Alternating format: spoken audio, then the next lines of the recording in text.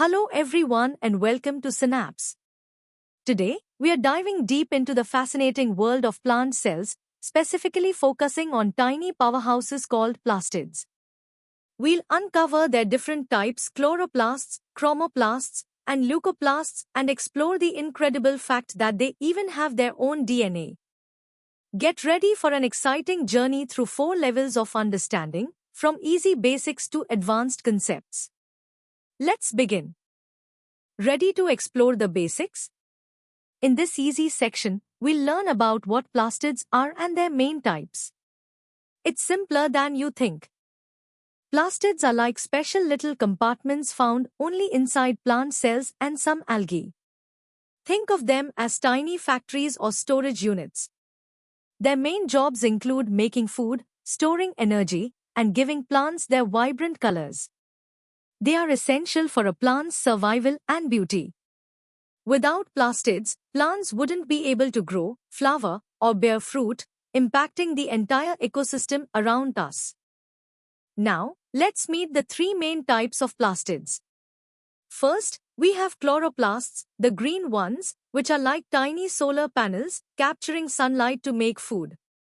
Then come chromoplasts, the colorful artists, giving fruits and flowers their reds, yellows, and oranges. And finally, leucoplasts, the clear ones, which are storage lockers for starch, oils, or proteins. Plus, here's a cool fact: plastids have their very own DNA, separate from the cell's main control center. Time to test your understanding with some quick questions. Question 1. Which type of plastid is responsible for photosynthesis? Question 2. Name the colorless plastid that stores starch. And question 3. What special genetic material do plastids possess, separate from the cell nucleus? Think about what we just discussed. Great job with the basics. Now, let's step up our game and dive a little deeper into the structure and specific roles of each plastid type. Plastids are vital organelles, unique to plant cells, responsible for everything from producing food to displaying brilliant colors. They all start as tiny proplastids and then specialize. Chloroplasts, the green powerhouses, have a complex internal structure of stacked sacs called thylakoids, where chlorophyll captures sunlight for photosynthesis. This process is fundamental to life on Earth, converting light energy into the chemical energy that fuels ecosystems. Chromoplasts are like nature's paintbrushes, giving flowers and fruits their striking red, orange, and yellow hues. These colors come from pigments like carotenoids, which also attract pollinators and animals, aiding in seed dispersal. Leucoplasts, on the other hand, are the plant's pantry, colorless and specialized for storing essential nutrients. We have amyloplasts for starch, ileoplasts for oils, and proteinoplasts for proteins, ensuring the plant has reserves for growth and survival. One of the most remarkable features of plastids is their semi-autonomous nature. They possess their own circular DNA, much like bacteria, along with their own ribosomes. This means they can synthesize some of their own proteins and even replicate independently within the cell. This unique characteristic is strong evidence supporting the endosymbiotic theory, suggesting that plastids originated from ancient bacteria engulfed by early eukaryotic cells, forming a symbiotic relationship that has lasted for billions of years. Alright, it's time for some medium-level questions. Question 1. Describe the main structural components of a chloroplast. Question 2. How do chromoplasts contribute to plant reproduction? Question 3. What are the 3 subtypes of leucoplasts based on their storage function? Question 4. Explain what semi-autonomous means in the context of plastids. And question 5. What is the primary pigment found in chloroplasts? Excellent work! Now, let's tackle the hard questions. We'll analyze plastids in more detail, exploring their origins and complex functions. At this level, we delve into the sophisticated interplay of plastid types. Chloroplasts, with their highly organized thylakoid systems, are optimized for efficient photosynthesis. Chromoplasts, often derived from chloroplasts, undergo dramatic structural changes, degrading chlorophyll and accumulating carotenoids, crucial for ecological interactions. Leucoplasts, in contrast, maintain a simpler internal structure, reflecting their role as dedicated storage organelles. Understanding these distinctions is key to appreciating plant cellular complexity and adaptation to diverse environments, from energy production to attracting pollinators. Let's compare these plastids in detail. Chloroplasts are green, perform photosynthesis, and are rich in chlorophyll. Chromoplasts are red, orange, or yellow, attract pollinators, and contain carotenoids.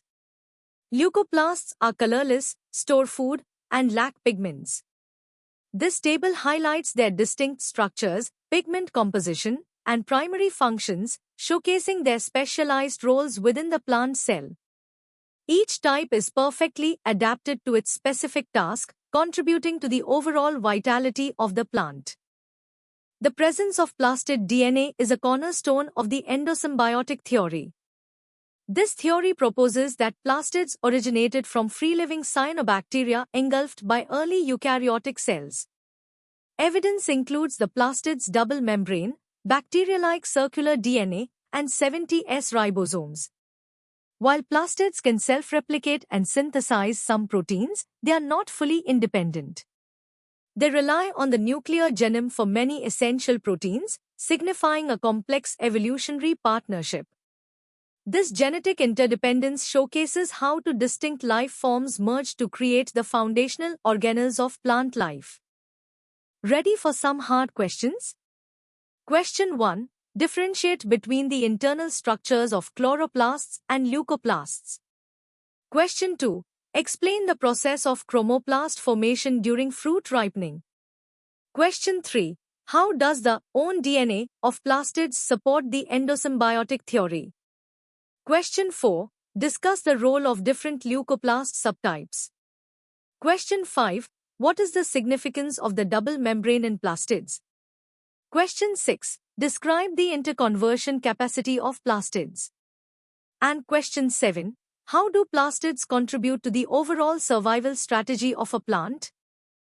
You've made it to the hardest level. Here, we'll explore the molecular intricacies, evolutionary insights, and advanced applications of plastids. Prepare for a truly deep dive. The endosymbiotic origin of plastids is one of biology's most compelling narratives. It began billions of years ago when a eukaryotic ancestor engulfed a photosynthetic cyanobacterium, leading to a symbiotic relationship that eventually transformed the bacterium into a permanent organelle. Evidence for this primary endosymbiosis is overwhelming, from the double membrane reminiscent of engulfment to the circular, bacteria-like DNA and 70S ribosomes within plastids. Over eons, extensive gene transfer from the original cyanobacterial genome to the host nucleus has occurred, making plastids semi-autonomous but ultimately integrated into the host cell's genetic control. Delving into the plastid genome, or plastome, reveals a compact, circular DNA molecule typically encoding about 120 to 160 genes. These genes are crucial for plastid-specific functions, including components of the photosynthetic machinery, tRNAs, RNAs, and some ribosomal proteins. However, the majority of plastid proteins are actually encoded by the nuclear genome, synthesized in the cytoplasm, and then imported into the plastid via sophisticated translocase complexes like TOC and TIC. This intricate system of dual genetic control and protein trafficking highlights the complex evolutionary coordination required for plastid function, essentially an engineering marvel within the cell. Beyond the familiar chloroplasts, chromoplasts, and leucoplasts, plastids exhibit remarkable developmental plasticity. Proplastids, the undifferentiated precursors, can mature into various forms depending on environmental cues. For instance, in the absence of light, proplastids develop into etioplasts, characterized by a unique prolamellar body, which rapidly convert to chloroplasts upon light exposure. During senescence, chloroplasts transform into gerontoplasts, degrading chlorophyll and revealing underlying carotenoids. The specialized amyloplasts, acting as statoliths in root caps, play a critical role in gravitropism, enabling plants to sense and respond to gravity. This diversity underscores the adaptability and functional breadth of the plastid family within the plant kingdom. The legacy of plastids extends far beyond individual plant cells.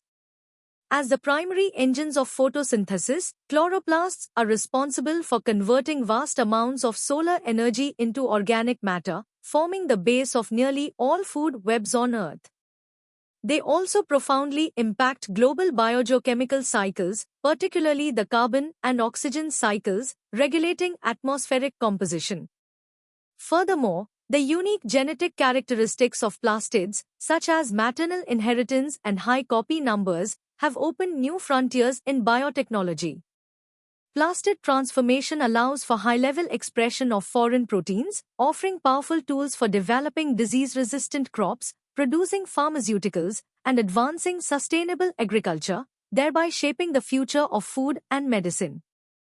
Now for the first set of challenging questions. Question 1. Elaborate on the detailed molecular evidence supporting the endosymbiotic origin of plastids. Question 2. Describe the typical structure of a plastid genome, including its distinctive regions. Question 3. How do etioplasts differ from chloroplasts, and what triggers their interconversion? Question 4. Discuss the significance of endosymbiotic gene transfer in the evolution of plastids. And question 5. What are the advantages of plastid transformation in genetic engineering compared to nuclear transformation? Let's continue with the second set of hardest questions. Question 6. Explain the concept of nucleoplastid genetic communication and its importance. Question 7. How do amyloplasts contribute to a plant's ability to perceive gravity? Question 8. Beyond photosynthesis, what other vital metabolic pathways occur within plastids? Question 9. Discuss the ecological impact of plastids on global oxygen and carbon cycles. And finally, question 10. Propose a potential biotechnological application of engineering chromoplasts for human benefit. Think critically. And that brings us to the end of our deep dive into plastids. From the basic types to their complex genetic machinery and profound impact on life, we've covered a lot. I hope you found this journey as enlightening as it was challenging. For more such engaging and in-depth educational content, make sure to visit synapse.omaps.in. Don't forget to like this video, share it with your friends, and subscribe to our channel for continuous learning. Keep exploring, keep questioning, and keep learning with Synapse. See you next time.